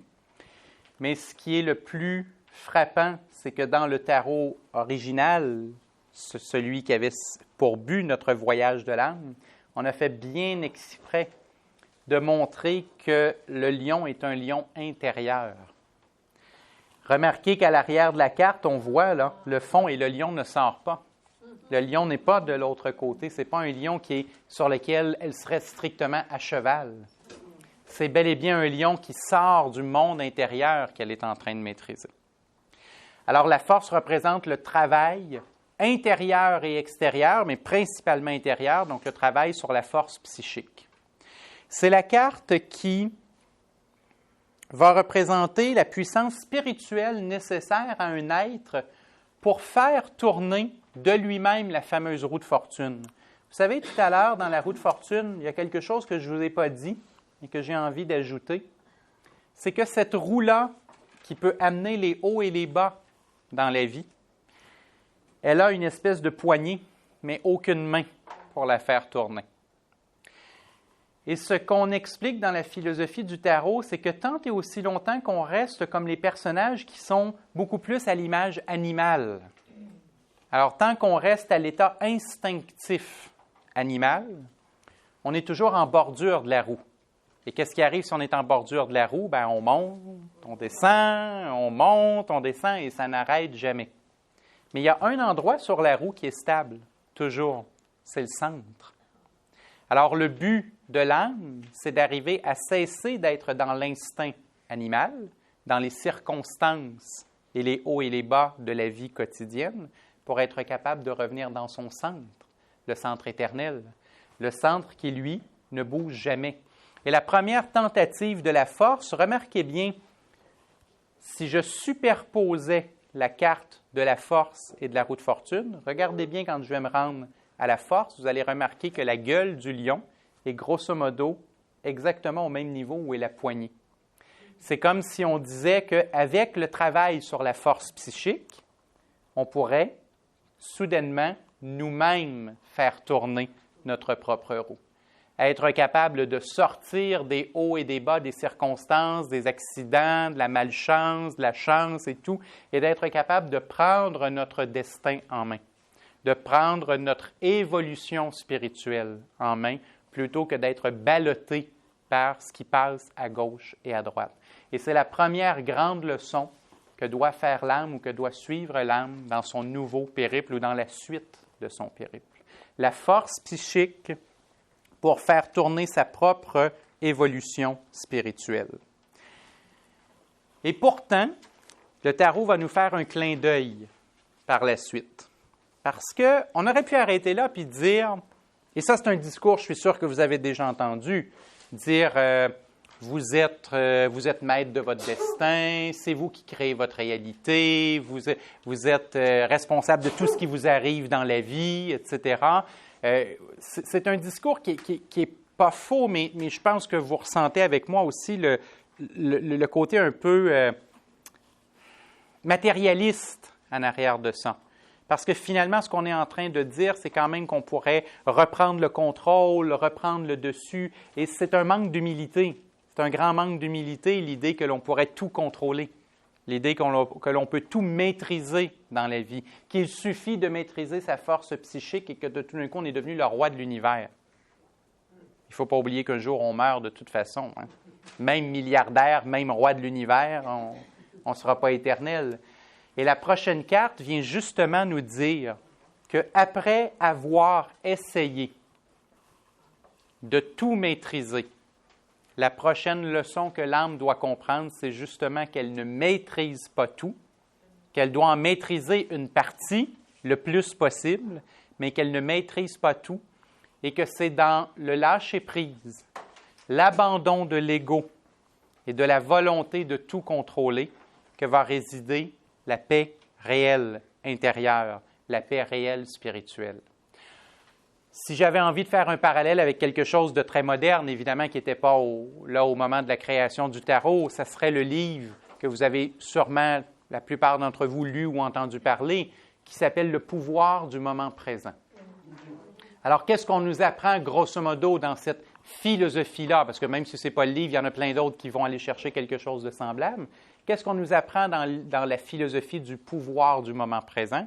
Ce qu'on nous dit, c'est qu'il faut atteindre un certain lâcher-prise, parce qu'il y a des événements qui peuvent nous faire mal, qui peuvent nous empêcher d'évoluer, ne pas faire complètement notre affaire, mais il faut pratiquer une forme d'acceptation. Parce que si on fait cette acceptation, il y a un travail de transcendance qui se fait. À un certain moment, on peut transcender les événements, même les plus difficiles. Et après avoir essayé de tout contrôler avec la force, ce que l'âme après va apprendre au travers du pendu, c'est justement l'acceptation totale de ce qui lui est présenté. Vous avez un personnage qui est attaché par le pied, les deux mains dans le dos, et regardez son visage, il est serein. Il n'essaie pas de se défaire, il n'essaie pas de sortir de là. Il accepte sa situation telle qu'elle est présentée. Et ça, là, on va le voir à la prochaine carte, c'est l'initiation suprême de l'âme.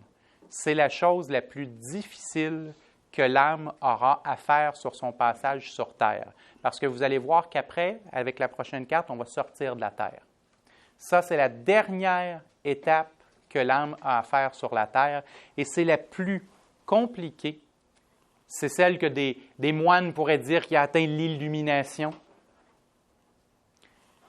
C'est le moment où la personne a cessé d'essayer de contrôler, mais est en acceptation totale. L'ego n'existe plus. Le lâcher-prise est complet. On pourrait dire que la personne a un pied sur la terre, un pied dans l'autre monde. Et ce que je trouve intéressant, est-ce que c'est une coïncidence? Moi, je ne le crois pas. Mais on présente souvent le pendu comme étant ce personnage-là qui a un pied sur terre, un pied dans l'autre monde, donc qui commence à être capable de voir là où il s'en va dans l'illumination complète. Et on va voir tout à l'heure que l'illumination complète va être représentée par le chiffre 21 dans le monde. Et 12 et 21, C'est le même nombre, mais vu dans un miroir. Si vous mettez le 12 dans un miroir, vous allez voir 21. C'est le reflet. Et on dit que le pendu accède au reflet de ce qu'il va être bientôt. Il a un pied dans l'autre monde. Il n'y est pas vraiment, mais il le voit, il le perçoit. En alchimie, il représente très précisément, pour ceux qui vous intéressez à l'alchimie, il va représenter le stade de la sublimation. Alors, le stade de la sublimation dans l'alchimie, c'est le moment où on est capable de voir le reflet de l'or qui s'en vient. On ne l'a pas encore dans la main, mais il est vraiment en potentiel créé. On peut l'observer, on peut le ressentir. Et c'est le pendu qui est associé à cette notion-là. Dernière étape de l'âme sur terre, étape la plus difficile, mais si elle passe l'étape, elle va vivre la mort initiatique. Et là, je n'ai pas besoin de vous expliquer en long et en large que cette carte-là représente la mort initiatique et peut-être même physique réelle. Vous avez un squelette avec une faux, un symbole qui est très, encore aujourd'hui, même dans la modernité, associé à la mort. Oui, une question? Quand on dit qu'on est un 12-3, un 3-12... En numérologie, oui. Est-ce qu'on peut dire la même chose au tarot? Oui, absolument. La question là, à propos de la numérologie, c'est de dire, mon Dieu, si j'ai du 12 en numérologie, est-ce que ça veut dire que le pendu me parle? Est-ce que ça veut dire que les définitions du pendu pourraient me parler? Tout à fait.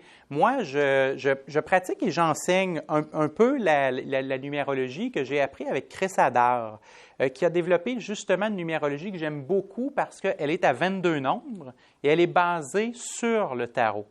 Et ce que je trouve le fun de cette numérologie-là, c'est qu'elle est visuelle. Parce que si je fais le calcul de la date de naissance d'un de mes étudiants, je peux lui mettre des chiffres, mais je peux au tableau mettre des cartes et lui dire, regarde, tu es le pendu, tu es la force, tu es le battleur, tu es la papesse. Alors, ça ajoute au côté pédagogique et au côté inspirant et intuitif parce qu'on a accès en plus à l'image du tarot. Alors oui, si vous êtes un 4 en numérologie, lisez sur l'empereur. Vous allez avoir des choses qui vont vous parler de votre chemin de vie, à vous. Alors, la numérologie à 22 nombres, ce n'est pas moi qui l'ai créée, c'est Chris Hadar, mais je l'enseigne, je la pratique. C'est quelque chose que j'aime beaucoup parce qu'au lieu d'arrêter à 9, elle va jusqu'à 22 et elle inclut toutes les cartes du tarot. L'arcane sans nom. La seule, je dis l'arcane sans nom, là, vous n'êtes pas des étudiants en tarot, vous allez peut-être être surpris que j'utilise ce terme-là, c'est une habitude, c'est un réflexe. C'est parce que, si vous remarquez, il n'y a pas de cartouche dans le bas avec un nom. C'est la seule carte qui n'est pas nommée.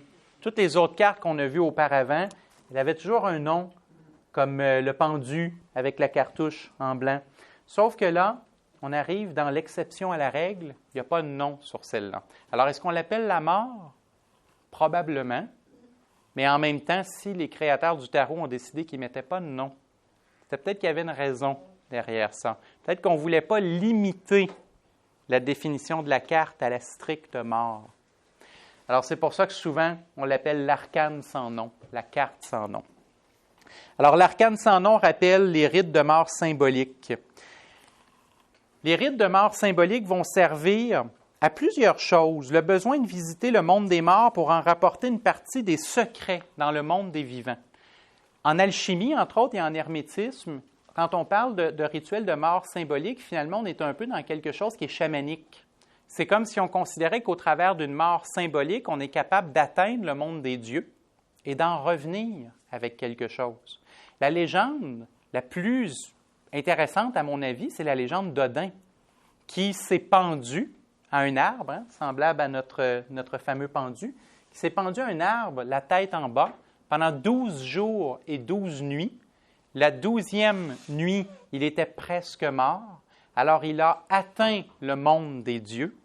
Il en a récolté les runes et il est revenu dans le monde des vivants. Il était presque mort, mais pas complètement mort. Alors, il est revenu dans le monde des vivants et il avait les runes. Les runes qui, pour ceux qui n'en ont jamais entendu parler, sont un système sacré chez les Celtes. Alors, ce sont, je pense qu'il y en a 26, mais là, je fais peut-être une erreur. Là, je ne suis pas un spécialiste des runes. R-U-N-E. avec un S, là, souvent parce qu'on dit les runes, là, mais R-U-N-E-S, qui était ce que Odin avait rapporté, qui était le langage des dieux, et la mythologie, au fond, nous dit que ce sont avec les runes que Odin a appris à son peuple à lire, à écrire, à étudier, à communiquer, à bâtir une cité, etc. Alors, c'était comme si c'était le secret des dieux qui avait permis l'humanité. Mais je vous ramène à notre arcane sans nom. Oui? Les runes, ça représente quoi chez les Celtes? C'est un système symbolique sacré chez les Celtes qui peut être utilisé comme on le fait, nous, avec le tarot. Il y a des gens qui vont lire l'avenir avec les runes, mais il y a aussi beaucoup de gens qui vont chercher surtout à faire une réflexion spirituelle et philosophique avec les runes. Alors, c'est un système qu'on pourrait associer au tarot, sauf qu'au lieu d'être des images, ce sont des symboles gravés. On va y retrouver, par exemple, une forme de triangle ou des choses comme ça. Ce sont les lettres runiques. C'était l'alphabet celte. Donc, l'arcane sans nom peut permettre à l'âme d'aller visiter le monde des morts et de ramener des outils sacrés du monde des morts. Mais elle peut aussi, dans l'idée, par exemple, des méditations. Vous avez peut-être déjà vu Méditation sur la mort. Si vous avez lu, par exemple, le livre de Mathieu Ricard, L'art de méditer, il propose une méditation sur la mort. La première fois que j'ai lu ça, j'ai fait le saut. Je me suis dit, c'est peut-être pas la première méditation que j'ai envie d'essayer. Mais après, et j'y pensais dans le sens du tarot, puis je me disais, ça fait tellement, tellement de sens, parce que ce que Mathieu Ricard dit, c'est exactement finalement ce que les gens à la Renaissance prétendaient. C'est que si je médite sur la mort, tout d'un coup, je prends conscience du vivant. Tout d'un coup, je prends conscience de l'essentiel dans ma vie. Et le rite de mort initiatique sert à ça. Parce que, honnêtement, si je vous disais à chacun d'entre nous, là, dans la classe, qu'il nous reste 6 mois à vivre, pensez-y un instant. Il y a bien des choses qu'on ne ferait pas la semaine prochaine. Il y en a d'autres qu'on fait. Et il y en a d'autres qu'on ferait. Et c'est ça, l'arcane sans nom, l'essentiel. C'est que si je médite sur la mort, tout d'un coup, j'apprécie ma vie. Et si j'apprécie ma vie, je commence à faire un tri. Je commence à me dire, il y a des choses que je fais, puis j'ai plus envie de faire ça parce que ça ne m'est pas vraiment utile. Puis il y a des choses que je ne fais pas, puis que je veux faire parce que ça me serait vraiment parler à mon âme. Et dans l'arcane sans nom, on entre dans les rites de mort initiatique qui permettent ça, qui permettent de prendre conscience du caractère sacré, mais en même temps éphémère de la vie et de nous ramener à l'essentiel. Et dans notre schéma dont on parle depuis le début, eh bien, le tarot, en hermétisme, nous disait que lorsque l'âme est arrivée dans le pendu, elle a franchi l'étape la plus importante et la plus difficile, et l'arcane sans nom est l'étape de la mort réelle. C'est-à-dire que là, le corps meurt et l'âme, dans les prochaines cartes, va sortir du cercle de la Terre. C'est comme si les 12 premiers arcanes, les 12 premières cartes, du battleur jusqu'au pendu, ont représenté la vie et la progression spirituelle de l'âme sur Terre. Et à partir de l'arcane sans nom, on va s'en aller ailleurs, dans d'autres mondes. L'arcane sans nom est le moment où on coupe le lien qui existait dans le pendu, qui était devenu ténu, mais qui existait quand même dans le pendu. Maintenant, on coupe le lien. D'ailleurs, vous avez même des pieds coupés sur la carte de l'arcane sans nom.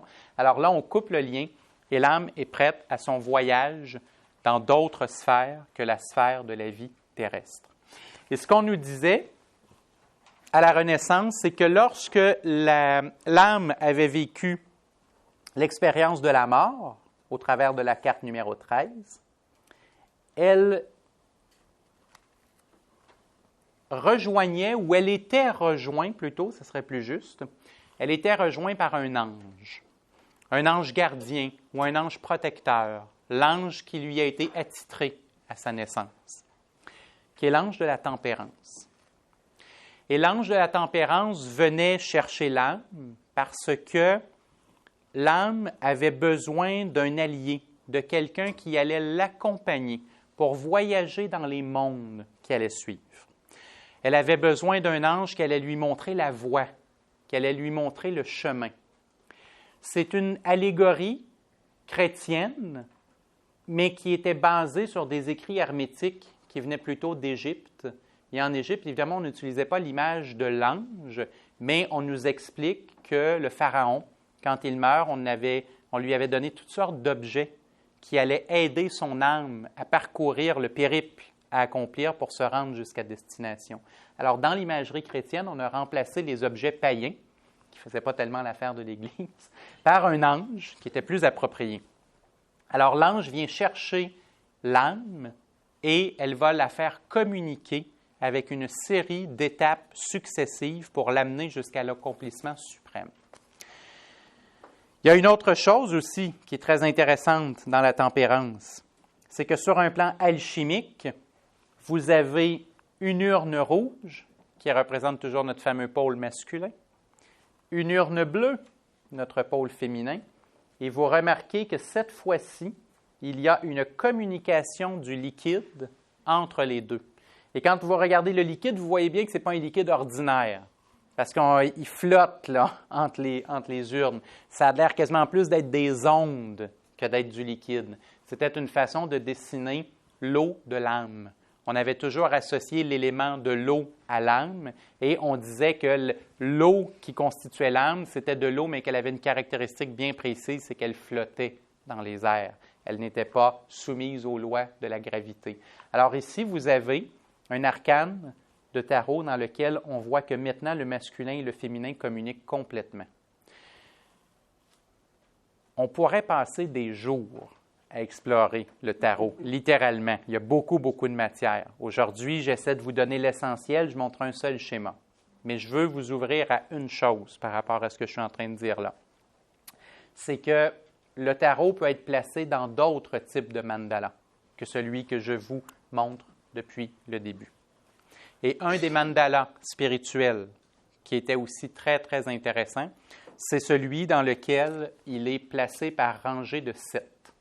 Alors, la première rangée fait de 1 à 7 et la deuxième rangée fait de 14, de 1 à 7, de 8 à 14. Ça serait plus logique, là, j'en manquais des bouts. Je vais juste vérifier. Je vous l'ai mis. Je savais que je n'allais pas en parler en détail, là, mais je me doutais que j'allais peut-être l'aborder un petit peu. Je vous l'ai mis sur la première page en rangée de 7. Vous avez la rangée du haut qui va du battleur jusqu'au chariot, la rangée du bas qui va de la justice jusqu'à la tempérance. Je veux juste porter votre attention aujourd'hui parce qu'on pourrait se parler de toutes les colonnes qui apparaissent sur ce schéma-là. Mais je veux juste vous attirer votre attention sur la dernière colonne, la colonne du chariot. Tout à l'heure, quand on a abordé le chariot, je vous avais dit que c'était l'équivalent de tenir deux aimants de force opposée en essayant de les tenir et de les coller. C'était ce que le chariot faisait avec son cheval rouge et son cheval bleu. Le pôle masculin et féminin étaient réunis dans le chariot, mais ils étaient réunis sous des forces très, très difficiles à maîtriser. Maintenant, on saute à la tempérance, et là, vous remarquez que les deux forces sont fusionnées, mais maintenant, elles sont fusionnées en toute facilité. Elles tiennent d'elles-mêmes, elles ne sont plus des éléments qui s'opposent. Elles sont des éléments qui communiquent ensemble. Elles sont devenues des aimants qui s'aimantent plutôt que des aimants qui se repoussent. Et jetez un coup d'œil au bas de la colonne, sur votre feuille, vous allez voir le monde, et on y arrive dans quelques minutes au monde, et ça représentera l'accomplissement suprême, le moment où l'âme androgyne s'est reformée, et où les deux pôles masculin et féminin ne font plus qu'un. Alors, vous voyez que dans ce mandala, qui est un autre, on peut voir aussi l'évolution entre le chariot, les deux forces qui sont difficiles à maintenir, la tempérance, les deux forces qui se fusionnent, qui s'aimantent, et le monde qui représente l'androgyne, les deux forces réunies. Alors, il y a plusieurs façons d'explorer le tarot, de voir le tarot. C'est vraiment un monde qui est très, très, très, très intéressant, la symbolique du tarot. Mais on voit ici que notre tempérance met en communication le pôle masculin et le pôle féminin. Vous vous souvenez tout à l'heure que je vous ai dit que si vous avez que le choix du bien, bien, on n'a aucun mérite à choisir le bien, parce que s'il n'existe que le bien, je ne le choisis pas, je le vis, c'est tout. C'est pour ça que, une fois l'âme ou le corps décédé, elles doivent subir un dernier test. elle doit encore avoir le choix. Si à partir de ce moment-là, l'âme ne peut que monter au paradis, que redevenir l'androgyne suprême, elle n'a pas de mérite à le faire. Ça veut dire que tout le monde y arrive. Là. Il suffit de s'être rendu jusqu'au pendu, puis après ça, l'arcane sans nom arrive, puis bingo, c'est comme au Monopoly. Là, vous passez par go, vous réclamez 200, puis ça se termine là. Mais c'est pas ça. Va arriver la prochaine carte, le truc, l'arnaque ou l'astuce, la carte du diable. La carte du diable, dans le tarot, représente l'ange de l'enfer qui vient proposer à l'âme de revenir sur terre une dernière fois et qui lui vend évidemment les plaisirs physiques, la nourriture, la sexualité, l'alcool, tout ce que vous voulez, là, tout ce qui peut être ressenti physiquement, et qui lui dit « T'aimerais pas mieux revenir sur terre plutôt que de continuer cette espèce de périple-là? » C'est le tentateur. C'est celui qui vient offrir la possibilité à l'âme de revenir sur terre. Et c'est uniquement si l'âme refuse la proposition du diable que la tempérance va l'amener dans les prochaines étapes. Parce que si l'âme acceptait la proposition du diable, elle pourrait revenir encore une fois dans le schéma du battleur pour la réincarnation. Si elle refuse la proposition du diable, là, elle va pouvoir continuer. Si elle l'accepte, elle reprend le mandala au début, au travers de la réincarnation. Et le diable a été, je vous le dis pour votre curiosité personnelle, je trouve ça vraiment fascinant, le diable a été dessiné vraiment d'une façon très, très précise. C'est une influence d'une image de Platon. Platon, dans la Grèce antique, avait décrit l'univers des hommes lorsqu'ils n'étaient pas mus par la spiritualité. Il avait décrit l'univers des hommes comme étant une caverne dans laquelle il y a quelqu'un qui nous éclaire avec du feu en arrière, mais on ne le voit pas parce qu'il nous fait d'eau. Et on prend les ombres que ça crée sur le mur comme la réalité. Et tant et aussi longtemps qu'on regarde juste dans une direction, on voit juste les ombres, alors on pense que c'est la réalité, jusqu'au jour où on accepte de se retourner et de voir qui crée la fausse réalité et que là, on est capable de le dépasser. Alors, vous voyez qu'on a effectivement dessiné le diable avec sa torche dans sa main, qui est en arrière des personnages qui sont enchaînés aux illusions, parce que tant qu'ils regardent vers l'avant, ils ne voient pas qu'ils sont éclairés par l'arrière par le diable et lui les maintient dans une forme d'illusion tout au long de leur vie. Alors ça, c'est vraiment la base graphique là, qui arrive du tarot. Mais qu'est-ce qui se passe si l'âme refuse? En fait, j'aurais envie de dire, qu'est-ce qui arrive si l'âme accepte? Bien, l'âme, on le dit, elle se réincarne. Mais qu'est-ce qui arrive si l'âme refuse la proposition du diable et veut continuer son périple? Va arriver ce qu'on appelait à la fin du Moyen Âge la théorie de la chute des corps et de la désintégration des atomes. Ça peut peut-être vous surprendre que je dise désintégration des atomes au Moyen Âge, mais l'atomisme, c'est un mouvement philosophique qui date de la Grèce antique. Alors, ça fait très, très, très longtemps que les philosophes ont pensé le monde sous forme d'atomes. Il y a 2000 ans, on ne les observait pas dans un microscope, mais on les avait compris dans notre tête, par contre. Alors, qu'est-ce qu'elle dit, la philosophie atomiste et de l'idée de la chute des corps? Ce qu'elle dit, c'est que lorsque l'âme vraiment, vraiment est prête à retourner sur le chemin de sa divinité, elle va abandonner son corps définitivement, elle va le laisser chuter, c'est ce qu'on voit avec les deux personnages qui tombent sur la carte, et son côté matériel va se désintégrer en petites boules rouges, bleues, vertes, etc., qui sont les atomes qui sont en train de se disperser, qui sont en train de se dématérialiser. Alors, sur cette carte-là, on voit la dématérialisation des atomes, la chute des corps, et la dernière chose qu'on nous montre, c'est que dans cette idée-là, bien oui, OK, le corps chute, les atomes se désintègrent, mais l'âme, elle, qu'est-ce qui arrive? Eh bien, on disait que l'âme était catapultée vers le ciel parce qu'elle devait revenir au Jardin d'Éden et qu'elle devait refaire le chemin inverse vers sa source divine.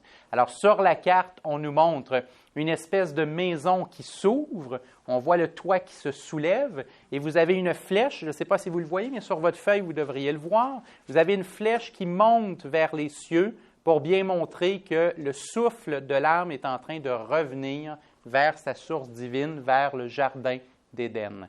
Et la prochaine carte, la carte de l'étoile, est une représentation picturale du Jardin d'Éden tel qu'on le dessinait ou qu'on le peignait au Moyen Âge. Alors notre âme va quitter définitivement la terre, elle va avoir abandonné définitivement le corps, elle va l'avoir laissé se dématérialiser et l'âme va revenir, il va monter, va franchir. On disait qu'elle franchissait les planètes dans l'ordre. Alors elle franchissait, c'était comme si on parlait d'une échelle cosmique. Alors, on passait par Mercure, on passait par Mars, etc., jusqu'à Saturne, qui était la dernière planète qui était visible à l'œil nu au Moyen Âge. Et éventuellement, on atteignait le Jardin d'Éden, qui est dans l'étoile.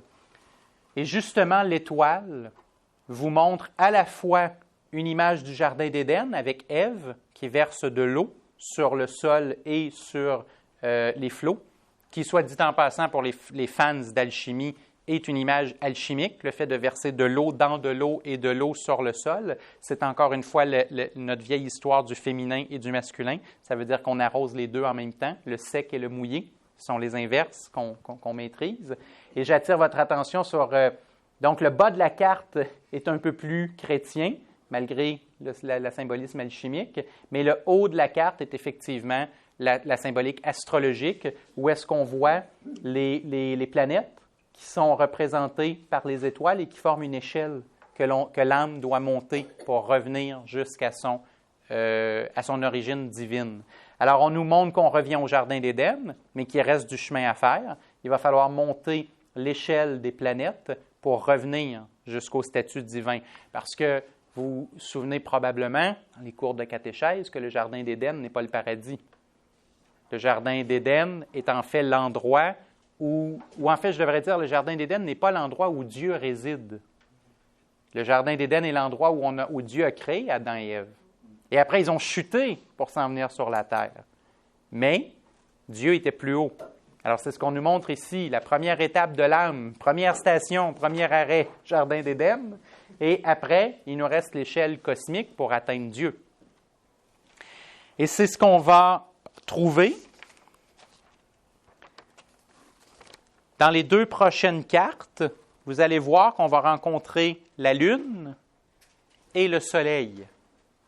Lune et le Soleil qui vont arriver premièrement pour nous montrer que l'âme est en train de franchir l'échelle des planètes. La Lune et le Soleil, à la Renaissance, sont considérés comme des planètes, vraiment dans le sens de l'astrologie. Le mot « planète » là, vient du grec et veut dire se déplacer dans le ciel. Alors, à l'époque de la Grèce antique ou du Moyen Âge, on considère le Soleil et la Lune comme des planètes parce qu'elles bougent dans le ciel, à la différence des étoiles fixes qui, elles, ne bougent jamais, les planètes avancent. C'est beaucoup plus tard qu'on va faire la distinction entre l'idée d'un astre, comme le Soleil et la Lune, versus une planète. Alors, c'est pour ça que des fois, en astrologie, vous allez lire planète pour Soleil et Lune, là, même si aujourd'hui, on dirait des astres. Alors, le Soleil et la Lune sont incluses dans l'échelle que l'âme doit parcourir. Et il y a un autre sens aussi qui est très, très important, c'est que c'est un couple. C'est un couple qui représente exactement ce que représentaient le battleur et la papesse, mais sur un plan cosmique. Le battleur représentait le masculin terrestre, la papesse le féminin terrestre, mais la Lune représente le féminin cosmique et le Soleil le masculin cosmique. Alors l'âme a réunifié ces deux pôles, mais maintenant elle doit se rendre compte qu'il n'y a pas juste elle qui est créée du masculin et du féminin. Tout l'univers est comme ça. Tout l'univers est créé dans les forces dynamiques et passives, extraversion et introversion. Et donc, dans la Lune, elle va connaître la mère céleste, la mère cosmique, la force primordiale féminine, et elle va en apprendre les leçons que sont l'intuition, la voyance, le ressenti, la captation du sacré, tout ce qui est nécessaire si vous faites du tarot et que vous faites juste lire le mode d'instruction. Si vous faites de la radiesthésie, vous faites juste lire le mode d'instruction. C'est bon, mais il manque quelque chose. C'est la Lune qui vient montrer ce qui manque. Le Soleil représente le masculin primordial, le Père céleste, le Père cosmique. Le Soleil vous parle plus du manuel d'instruction, plus des règles, plus des choses qui sont considérées comme masculines. mais c'est le féminin sacré qui nous apprend que j'ai beau avoir une structure incroyable, si je n'y mets pas mon âme, mon cœur, mon ressenti, c'est une coquille vide, la structure. Alors là, l'âme est en train d'aller chercher les deux plus grandes puissances qui existent au monde avant de terminer son périple. Encore une fois aussi, avec le soleil, en plus du pôle masculin, on va y chercher deux allusions. Une allusion dont on avait parlé tout à l'heure avec l'amoureux, qu'on comparait souvent l'aspect divin en soi comme la force de l'amour. Je vous avais parlé de l'amour courtois, par exemple, au Moyen Âge, et on associe effectivement le soleil à la force de l'amour. Alors, lorsque l'âme traverse le soleil, elle y apprend la force de l'amour, et là, elle est capable pour la première fois d'obtenir réellement l'or. En alchimie, l'étape du soleil, c'est l'étape où l'alchimiste a de l'or dans ses mains, qui, on le sait, était le symbole d'avoir transmuté son âme. Alors maintenant, il peut tenir une parcelle d'âme divine dans ses mains avec le soleil. Les choses s'éclairent, la voie s'éclaire. Maintenant, tout est beau, tout est là, tout est clair. On sait où on est rendu, on sait ce qu'on a accompli. C'était, au fond, à peu près la dernière étape. Pourquoi est-ce qu'il nous reste des cartes? Pour nous expliquer qu'est-ce qui arrive après cette dernière étape-là. Mais qu'est-ce qui arrive après cette dernière étape-là? C'est que là, l'alchimiste a réussi dans son laboratoire à faire la transmutation spirituelle de son âme en or. Mais ça serait le temps que les autres alchimistes le reconnaissent, que les autres gens l'applaudissent, et ça serait le temps qu'il puisse renaître complètement. Et c'est là où va arriver la carte du jugement. Vous allez voir effectivement une imagerie un peu chrétienne de la résurrection des morts. Et regardez bien comment le tarot a dessiné. C'est très intéressant parce qu'il a dessiné une femme à gauche pour représenter le pôle féminin, un homme à droite pour le pôle masculin, mais il a bien fait attention de dessiner la troisième personne qui ressuscite de dos pour montrer qu'elle a les deux sexes. Elle est la fusion de la femme et de l'homme, et l'âme est prête à ressusciter. Elle est prête à rencontrer Dieu. Elle a atteint sa divinité et on la voit sortir du sol pour pouvoir aller à la dernière étape, le moment où elle rencontre Dieu. On dit aussi que l'Esprit Saint est en train de descendre et de l'illuminer, qui est le dessin des espèces de langues de feu que l'on voit sur la carte, qui représente la descente de l'Esprit Saint, où est-ce que la personne devient sa nature divine et ressent sa nature divine et parle sa nature divine. Vous comprenez donc que dans la prochaine carte, la carte du monde, on va retrouver Dieu, on va rencontrer Dieu, l'âme va rencontrer Dieu. D'ailleurs, sur le jugement, vous avez un ange qui est un séraphin. On le sait parce qu'il a 3 paires d'ailes. Il faut regarder de proche, mais quand on regarde de proche, on s'aperçoit qu'il y a plus d'une paire d'ailes. Et pourquoi est-ce qu'un séraphin avec plus qu'une paire d'ailes? Parce que c'était l'ange qui avait comme fonction d'amener l'âme pour aller rencontrer Dieu. Mais pour rencontrer Dieu, il faut avoir fait un grand, grand travail qu'on a vu depuis le début. Le séraphin, lui, il ne l'a pas fait. Alors, il avait besoin d'ailes pour voler et d'une petite paire d'ailes pour cacher ses yeux parce que lui ne pouvait pas voir Dieu en face. Il amène l'âme qui, elle, a fait le parcours jusqu'à Dieu, mais lui ne pouvait pas le regarder en face, donc il devait cacher ses yeux sous peine d'être brûlé vif à la vue de Dieu. Alors, notre séraphin va prendre l'âme qui est en train de remonter comme ça, de la résurrection, et va lui dire « Je t'amène rencontrer Dieu ». Et là, dans la prochaine carte, va arriver la raison pour laquelle l'Église a brûlé le tarot. C'est que dans la prochaine carte du monde, on n'a pas dessiné quelqu'un qui rencontre Dieu, on a dessiné quelqu'un qui est devenu Dieu. Vous avez peut-être déjà vu cette image-là avec Jésus-Christ au centre. C'est une image très, très, très commune du Moyen Âge qui s'appelle le Christ en mandorle. Le Christ en mandorle est toujours dessiné exactement de la même façon. Jésus-Christ est au centre, Il y a une espèce d'auréole de laurier autour, une couronne de laurier, et vous avez les 4 symboles des 4 évangélistes dans chacun des coins ou des 4 éléments en alchimie. Vous avez l'ange pour l'eau, vous avez l'aigle pour l'air, vous avez le bœuf pour la terre et vous avez le lion pour le feu. Et habituellement, c'est Jésus-Christ qui apparaît au centre. Et là, ce n'est pas ce qu'on a dessiné. On a dessiné notre fameux battleur du point de départ. Regardez, il a encore sa baguette. Il n'est pas habillé, il est devenu femme. Parce qu'on voit qu'il y a des seins. Pourquoi? Pour nous montrer que c'est la fusion complète. En fait, il est devenu androgyne. Il a refusionné le masculin et le féminin.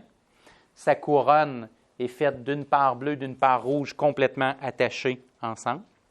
Il est à la fois homme parce qu'on reconnaît le visage et la baguette du battleur, mais à la fois femme parce qu'on voit clairement sa poitrine. Et il porte dans ses mains une petite gourde verte qui représentait le symbole que les alchimistes appelaient l'élixir de longue vie.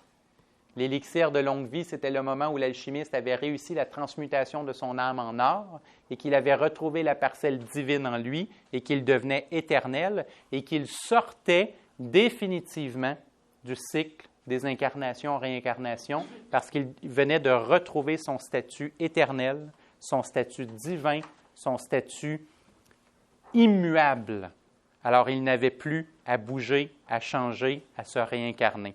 Fait que c'est sûr que l'Église n'a pas aimé beaucoup qu'on remplace Jésus-Christ par le battleur qui s'est féminisé, parce que c'est comme si on venait dire que finalement, chacun peut trouver son âme divine, sa parcelle d'éternité, dans un développement spirituel au fil de sa vie terrestre.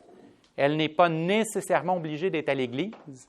Elle n'est pas nécessairement obligée d'attendre le jugement dernier pour que les choses se produisent, mais elle peut le faire au travers de l'hermétisme, de l'alchimie, de la spiritualité et du développement de ses propres capacités d'âme.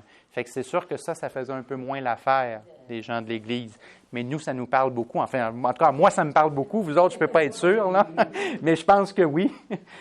Et justement, dans le fameux schéma, vous voyez que le monde a été placé en dehors pour montrer que quand on arrive au monde, on est sorti complètement du schéma des réincarnations parce que là, ça, c'est terminé. On n'a plus à revivre cette espèce de sigle de l'infini. Il nous reste une dernière carte, une carte étrange qui est dans le bas du schéma, qui s'appelle le fou, même si sur mon écran, vous allez voir que c'est écrit le fol, parce qu'au moment où on a créé le tarot, le mot fou n'existe pas. On dit un fol, F-O-L, une folle, F-O-L-L-E. Alors, quand ils ont restauré le tarot, évidemment, ils ont remis l'épellation originale. Mais regardez dans la cartouche du haut, il n'y a pas de chiffre. Alors, qu'est-ce que c'est le fou? Est-ce que c'est le 0? Est-ce que c'est le 22? Peut-être que c'est bien des choses à la fois. Le fou représente la force, ou j'aurais envie de dire, le fou représente le vide qui existait avant le battleur, avant que notre histoire commence avec notre fameux personnage du battleur. Dans la Bible, on nous dit que pendant une éternité, il n'y avait que l'eau et l'Esprit de Dieu flottaient sur les eaux, et pas de lumière et pas rien. Bien, c'est ça le fou. C'est le vide originel. Peu importe qu'il soit biblique, il pourrait être musulman, il pourrait être alchimique, peu importe. Mais il y a cette notion-là que toutes les religions ou tous les mouvements spirituels considèrent qu'à un certain moment, il n'y avait rien. On pourrait même dire la science. Hein? La science aussi considère qu'avant le Big Bang, il n'y avait rien. Ça, c'est le fou qui est représenté par ça. À ce moment-là, il y a le 0. Et on pourrait dire que par rapport au monde, il est le 21. Parce que le monde peut représenter l'accomplissement suprême, mais il peut aussi représenter chacun de nos accomplissements terrestres. À chaque fois qu'on a parcouru un cheminement dont on est fier, dont on a pris les bonnes décisions, dont on arrive à une réelle évolution, on atteint le monde, en partie. Mais qu'est-ce qui arrive après? Est-ce qu'on s'assoit sur nos lauriers, puis on se dit « Tout est fini, hein, je suis tellement bon, j'ai atteint ça. » on se trouve un autre objectif et on recommence. Alors, on passe du monde pour revenir au battleur. Mais pour passer du monde et revenir au battleur, on a besoin d'une carte de transition, qui est la carte du fou, qui va devenir le 22, puis le 0, pour que le 1 puisse réapparaître. Et la dernière chose que je vous dirais à propos du fou, c'est que sa force se fait aussi sentir entre chacune des étapes du mandala que je vous ai montré. C'est pour ça qu'il n'y a pas de chiffre. Parce que entre le moment où, dans l'impératrice, par exemple, j'ai lu le manuel d'instruction, et le moment où, avec l'empereur, je me suis mis à exécuter et à mettre en pratique, j'ai eu besoin d'une force qui me pousse vers ça. Parce que j'aurais pu en rester avec le livre d'instruction. Vous connaissez tous quelqu'un qui a lu des livres sur quelque chose, mais qui n'a jamais dépassé la lecture, qui n'a jamais vraiment mis en pratique les enseignements qu'il a lus. Alors, pour passer de la lecture à la mise en pratique des enseignements, il y a besoin d'une force d'évolution. Et la force d'évolution, c'est le fou qui, finalement, se promène entre chacune des cartes du tarot pour permettre à l'âme de passer de l'étape A à l'étape B, puis de l'étape B à l'étape C. Alors, le fou, il est à la fois 0, 22 et partout à la fois. Je vous ai fait déborder un peu, je m'en excuse. On a terminé. Je pense que c'était intéressant et j'espère vous avoir fait découvrir le caractère sacré du tarot. À la prochaine. Merci. Sébastien. Merci. Vraiment, oui, vous nous avez fait découvrir et tas de choses, ouvert